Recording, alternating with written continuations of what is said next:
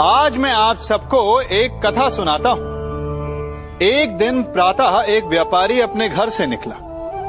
घर से निकलते ही एक बिल्ली ने उस व्यापारी का मार्ग काट दिया। व्यापारी घबरा गया।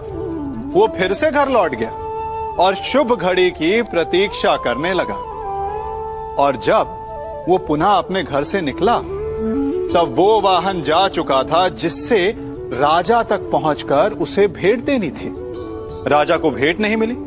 राजा क्रोधित हो गए। राजा ने उस व्यापारी का व्यापार बंद करवा दिया। इस कारण व्यापारी क्रोधित होकर घर पर अपनी पत्नी से लड़ बैठा। पत्नी अपने बच्चों समेत मैके वापस चली गई और उस व्यापारी के जीवन में यदि कुछ रह गया था तो केवल अंधकार। और इन सब का कारण वो उस बिल्ली को मानता रहा जिसने उसका मार्ग काटा था।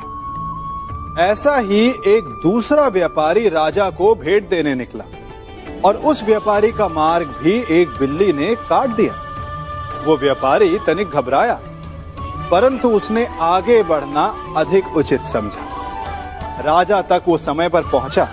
उसने राजा को भेंट की। राजा प्रसन्न हुए और राजा ने व्यापारी को अपना व्यापार बढ़ाने की अनुमति दी, स्वर्ण आभूषण दी। जब व्यापारी घर पर पहुंचा तो पत्नी को आभूषण और अपने बच्चों को देने के लिए वस्त्र थे उसके पास।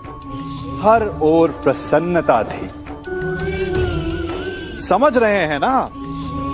दोनों के साथ एक ही प्रकार की घटना हुई, परंतु दोनों की प्रतिक्रिया भिन्न थी। ऐसा ही हमारा जीवन भी है। हमारे जीवन में प्रारब्ध का अपना स्थान है, परंतु उससे कई अधिक महत्वपूर्ण हमारी प्रतिक्रिया, हमारे सोच का प्रभाव है, क्योंकि यही हमारे जीवन को आकार देते हैं। इसलिए अपनी सोच को सकारात्मक रखिए।